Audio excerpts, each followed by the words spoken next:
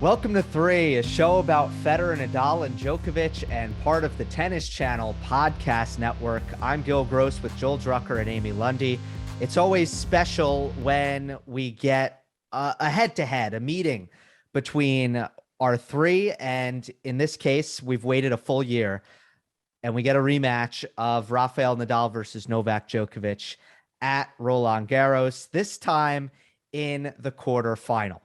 We're going to start by just addressing how they got there, what they did in their fourth round matches, and then we will discuss the potential outcomes and what we'll be looking for tomorrow night session on court Philippe Chatrier, which is also a talking point that we'll get to. But let's start with the 5-set win for Nadal against Felix. Third time a player is able to take Rafa to 5. Nadal did it Djokovic did it in 2013, and John Isner did it in 2011. Felix does it, but Nadal remains undefeated in fifth sets. Joel, what did you make of a performance that was, on one hand, impressive from Nadal and a great match? On another hand, he had to sweat, and he got pushed very hard against FAA.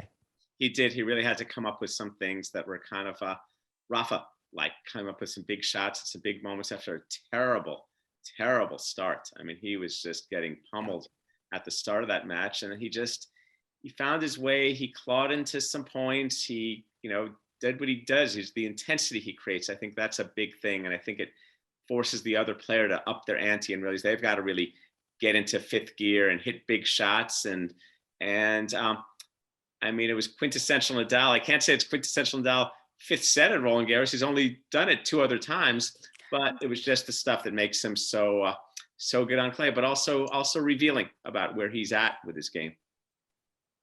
I thought it was a great match from both players. Iconic, epic match, memorable for this tournament. Looking at the overall stats for the match, Nadal, if it seemed like an unusual match for him because it went to 5 sets at Roland-Garros, he actually won the match overall in a way that he always wins, which is pummeling the other guy on second serve points won. And it's really not something you often notice during the match, because it's not like, we talked about this before, it's not like Nadal has the second serve that is a massive kick serve or anything like that. But it does relate to what he does after the serve itself and what he does with that point that the other guy doesn't do. And so he beat FAA in winning percentage on second serve points. There's a little bit of a discrepancy because there's 2 scorekeepers, and I have a theory as to why, but one stat group had Rafa beating FAA on winning percentage of second serve points won 73-51, which is massive. I mean, that's the difference in the match right there. Infosys had the difference being 66-47, which is still a large gap. Yeah. So, if you think about it, that's the whole match. And it wasn't, I looked at rally length categories, and it wasn't 0-4 because that was actually not the predominant category in this match. The rallies were going a little bit longer. It was that middle category, 5-8. And Rafa won that one. And so that lets you know that if he's winning his second serve points and it's the 5-8 is a big category, that it's not the +1, it's actually the +2, where Rafa's doing a lot of damage. So in many ways, I guess it was a different match, but in many ways, it was the same way that he always wins. I have a question about the those 2 different places. How could that be? I mean, that's just raw data. That's not, some other stuff about the subjective evaluation of errors and unforced errors. And you're referring to how could the 2 stats groups have different second serve? I have a theory. One theory that why the stat groups have different numbers when it comes to second serves and second serve points won and all sorts of things relating to second serve is that if a player double faults, somebody is going to see that as a second serve point won or lost, and someone else is going to see that as, well, the ball was never in play, so it's a point loss, but it's not Okay. necessarily a point loss on second serve. Okay, And there's some other little discrepancies surrounding this that, I want to fix in tennis someday, but it's kind of low on the priority list. but the key thing is, but no matter what metric, Nadal won at least 66% or 73% of his second serve points, and usually you want to be north of 50. Right. And so that's I mean, if you're world class if you're above 50%. Nadal is the all-time leader in this stat category, career, almost every surface, but especially on clay, and this is just how he wins. Let's get to the bottom though of why this happened. Nadal, Amy, you mentioned 5-8, 9+ as well. Felix wasn't winning rallies against Nadal. FAA had an amazing serving day, amazing serve +1, get to the net right away, bang, bang tennis, quick points on serve. Felix was awesome there. As soon as they were either a neutral, of course, Nadal can do the same thing, serve +1, right? So on Nadal's serve, FAA wasn't winning in that respect. It was great first serve, or he was kind of in trouble. Well, that was the game plan. That was obvious. Look, it's clear that was the game plan. You could see from the first 10 minutes of the match that the FAA game plan was, I'm going to go after you, Rafa, because I'm going to go after you, and I've got to win points quickly. I mean, I think that was his the real plan, because I mean, long rally, Nadal, clay, and Felix. I don't think clay is his best surface. The way he plays, I mean, I think he's better on faster surfaces, that reward more aggression, and so he didn't want to get into that. Guys, that 4-3 game that Nadal broke in the 5th set, though, Felix did everything right. He made every first serve. He did not make a single error. He was not passive. He hit approach shots on short balls. He hit good approach shots, and he was still watching the ball go by. Yeah. Well, Gill, I mean, imagine that you're playing and you serve the serve of your life. Like, you're in your head, you're thinking, yeah, I got that. That's a good one. Let's attack. I can't serve any better than that. And the ball just comes back. It's been neutralized. I think it becomes, when the ball comes back to neutral, like you said, it becomes a confidence game and an experience game. And that's where Nadal has the edge. Well, you saw even Felix at the end when they shook hands. He wasn't even that upset. He was actually kind of, wow, you're just too good for me today. He shouldn't be upset. He played a really good 5th set in particular and still lost. He did. It'll be an interesting thing for him to look over that match and study it and think, how'd that happen? Okay, I guess the guy came up with shots, but that's usually not how even world-class matches go.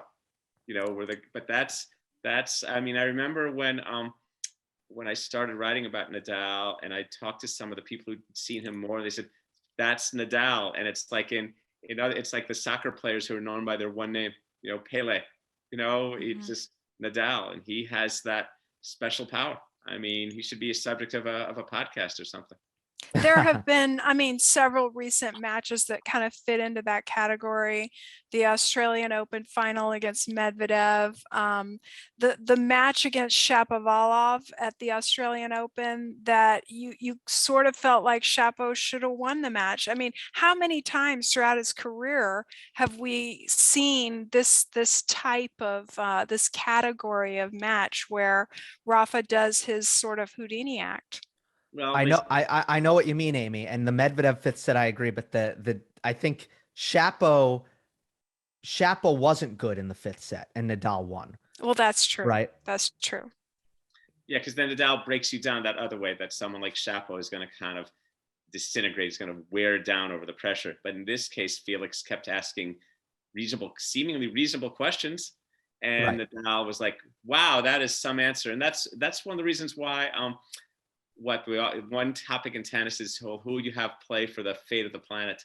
And of our 3, I think I've said this before, right now I would pick Nadal, though Novak is pretty close, but it would be one of those two. I mean, with all due respect, it would be one of those two, Nadal and on clay. Well, that's why we're excited about the match he's going to play with Novak. Well, let's talk about the one thing that's less positive and more concerning for Nadal, which, Joel, you mentioned the poor start, and it really was. I mean, I've never seen Nadal miss so many nothing backhands for no reason. And then in the fourth set, there was another just a lapse, and the unforced errors count in the first set and the fourth set were like 15 and 13. And in none of the other sets that Nadal won were even above 6. So there was a clear difference in just how many mistakes and generous errors Nadal was gifting Felix's way just in those small moments. And even end of the first set was fine. End of the fourth set was fine. It was just too late on both occasions. There were just those two lapses of focus where I don't know that we've really seen that. Certainly we didn't for Novak against Schwartzman in the fourth round, straight set victory, no problem. Is it a concern that Nadal is just having these moments throughout his matches where Novak seems to just be pretty much on point for the entirety? I don't think it's about Novak with Rafa. I think it's about Rafa with Rafa. And I would pay $100 to watch that day off practice session, because that is going to be one big, that's the Nadal deal. It's kind of like you double down on homework. You put in the time. I mean, you really sweat it out, because then it's both building the good work habits, and it's also kind of getting in the place to do the things he needs to do. It's almost like he wants to punish himself for starting slowly. So I'm going to learn to not start slowly. So I'm going to do something that helps he not do that, because he knows that's not a good thing to do. And hopefully in his mind, maybe not in his mind knowing Nadal, but in my mind, I think, okay, can we recreate the 2020 Roland-Garros magic? Get off to that kind of start? How would that, like he did with Novak in the final that year? I mean, what's interesting is that Felix Auger-Aliassime has played Novak and Rafa this month and played them both really well. And he's got nothing to show for it. He played Medvedev great in Australia too. Poor guy. He's like right there, right? Yes. But the right there is like this much. It's a huge leap. Well, it's kind of like, yeah, for all the process, where's my outcome? But I think though, to get back into his mind, I think he feels he had plenty to, not to show for it in a W, but kind of like, okay, I'm Felix. I'm still a young man. My time will come. And I think some of these guys are hoping with some of the injuries and the layoffs that they're 35. Nadal is going to be 36 on June 3rd. The time has got to come. I mean, it's different than being the Berdych, Tsonga, or Dimitrov, who's like, wow, I just floated my career away waiting for these guys to get older. Not that he hasn't had a great career. Yeah, Berdych 4 or 5 years younger, right? So just watching these guys, I mean, it's like, yeah, it's interesting. I've got to come up with some analogy, like waiting for someone to retire at the company. When do I get to be the CEO? When's this guy gonna leave? Yeah. All right, let's talk about meeting number 10 at Roland-Garros between Nadal and Djokovic, which that's a really high number at one event for two players of their career. We know why it's the case. It's because they don't really lose to other players very much. Djokovic having won last year, having won 2 out of the last 3, if you go back to 2015. But you have 2020 in the middle, which was a final, and Nadal winning that one handedly. So this has been such a fascinating rivalry at this event in particular. I guess let's first rehash kind of last year. What does last year's result, Joel, mean for this year?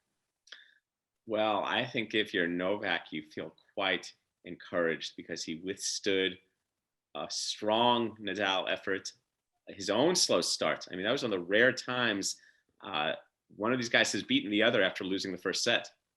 I mean, I think I saw like of the 50, I mean, mostly who wins the first set usually wins. So in this case, Novak lost the first set. So I think he feels, wow, look how I withstood Rafa And by the fourth set, Nadal was pretty worn down. I think two things. One, be extremely grateful and clear your schedule and calendar to watch this, because you never know when this is going to be the last time that these two meet, if and then the other thing that comes to mind is just the time on court. You know, there was a study done in 2017, and it looked at Grand Slams time on court for the men the last I don't know, 6 or 7 years. So it was like 2010 to 2017, and it determined that time on court had no impact. But things have changed because our big three, in particular Novak and Rafa, have continued to win, and they've gotten older. So I wonder, doing that study again, looking at more recent years and also controlling for age, I do have this perception that time on court matters a little bit. And Novak has played this tournament about as efficiently as anyone could play it. And now Rafa's been dinged a little. So there's something to that. I really believe there's something to that. Novak will be the favorite going in. And I would just like to see a great 5-set match. Well, and also there's time and also sets lost. I mean, look how smoothly this has gone for Novak and Rafa. When you lose a first set, you know you're not in the lead for at least another set and some more. So there's a whole other, that takes a wear and tear regardless of duration. I mean, that's one of those things too, about there's the duration part, but there's also just the stress part. I don't know, guys. A fully fit Nadal should be able to recover from what was it, 4 hours? Let me get the match time. Oh, I don't see it here. Do you guys remember? It was in the 4. Yeah, I can check that too. It was something it was quite long. Yeah, but I don't think it's his first long match of the event for Nadal. If his preparation was proper, if he is as fit as I think he would want to be, then he should have no problem with the day off recovering for this quarterfinal match physically. Now, is Nadal fully fit? That's actually a question, given what happened in Rome. What did his training look like in the lead up to this event? But if the answer to that question is yes, this is normal Nadal, then I think no problem, he recovers.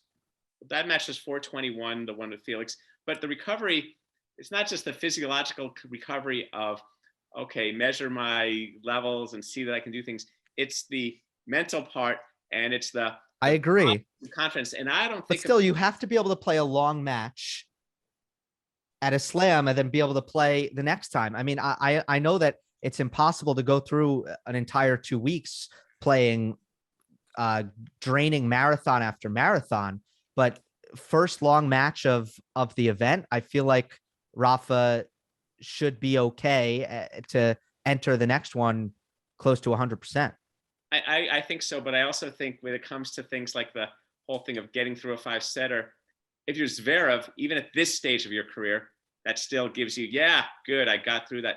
Rafa Nadal at this stage isn't say like, yeah, good, I got a tough 5-setter. Now that gives me my confidence because I've only won this tournament 13 times.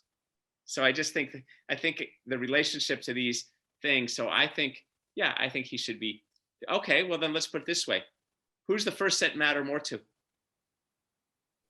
It matters more. I mean, given what happened, especially last year, everything. It matters more to Nadal because I have questions about Nadal's endurance, even, which feels, you got to acknowledge the Australian Open final and the fact that we were saying the exact same thing going into that match. But I still have questions about Nadal's endurance, and I don't about Novak's. Well, just being at RG this past week, I got to meet with 3 different data people that do for the ATP Tour, that do work with players on the ATP Tour.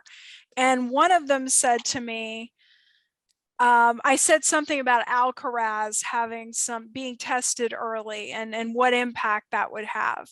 And he said to me, so often, and I assume that this is like a data point, even though he didn't have the specific numbers in front of him. He said so often the player that goes on to win the Grand Slam had some test along the way. Well, that's not typically how we think of Rafa or even Novak a lot of times, because a lot of times they just sail through. But if that's the case, and that every player gets a test, a 5-set test, and goes on typically to win, and you always look back at that one match, then Rafa, it's nothing out of the ordinary. It's nothing he can't handle. But my only concern is the foot. Full stop. Well, I mean, I think there was a stat. Nadal has only dropped 6 total sets in the first week at Roland-Garros. So yeah, I don't know that that's been the pattern with him. no, not at this tournament, at least. Yeah. Right. What about the scheduling and the conditions? Nadal likes to play in the heat. He thinks it helps his forehand.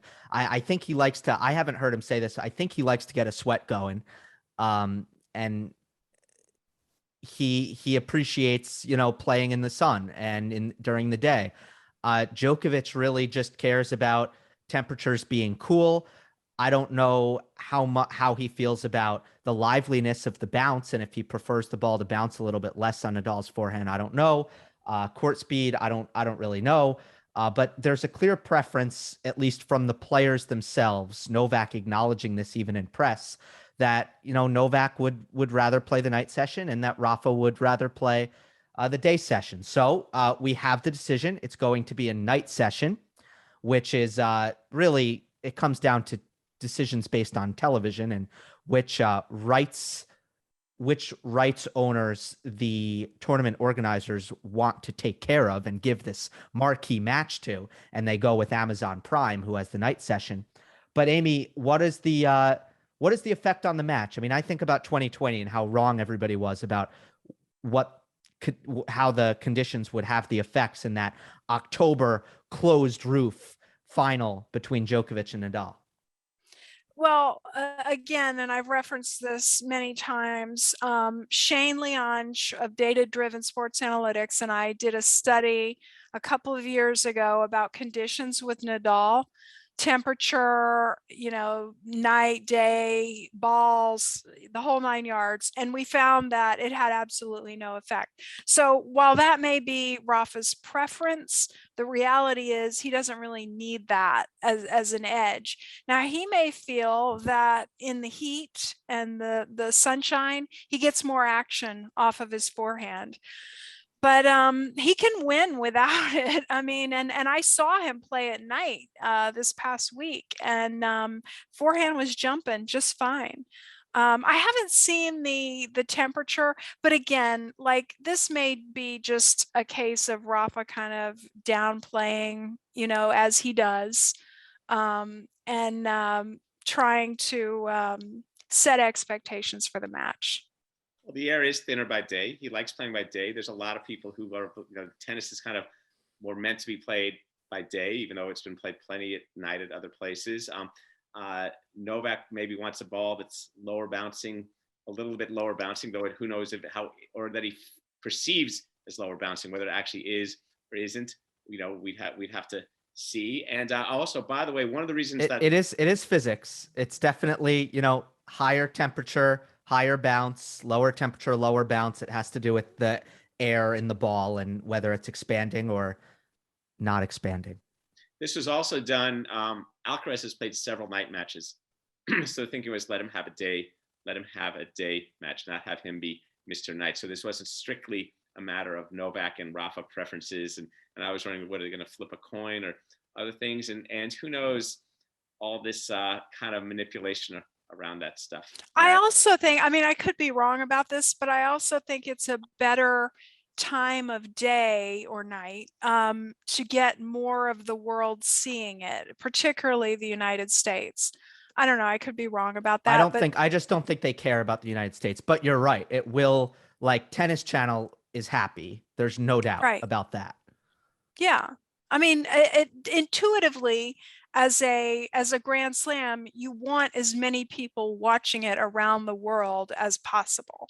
So that might have been a consideration. I like that. And it always makes me funny when people say, yeah, it's doing it for TV. I said, yeah, it's done for an audience. It's not done just for television. It's done for television, the most amount of people. When they really mean to say it's being done for the public, so the most amount of people can see it at a time convenient for them.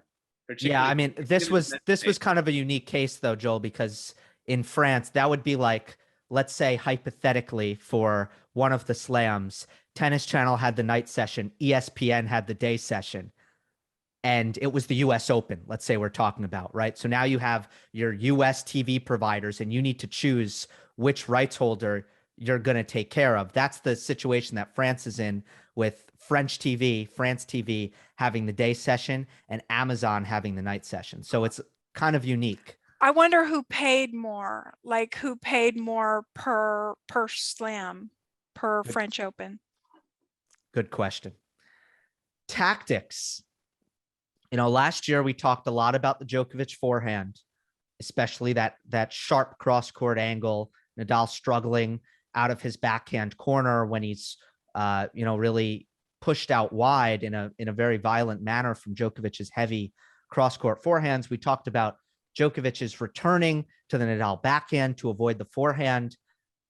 What are you most interested to see? What are the major questions that you think might decide this match tactically, Joel? Well, then you look at things and how Nadal's serve direction. So where does he aim his serve to blunt certain things Novak does? Or so if he serves the forehand, let's say in the ad court, is the forehand return still may come to the backhand, but is it less likely to hurt to the forehand? I mean, I think there's some interesting chess that's going to go on with some of the serve patterns, with how Nadal deploys his serve, because it's not one of the things that's tricky for him versus Novak. He can't just always go with the wide ad court serve, because Novak is such a good returner. And we saw in the match last year how good Novak was at returning down the line in the ad court through a narrow sliver that a lot of returners don't hit that well, or aren't as productive with, or even if they hit it. Like if Nadal serves to Roger Federer in the ad court, and Federer hits a backhand down the line, he's not going to do nearly as much with that backhand as Novak would.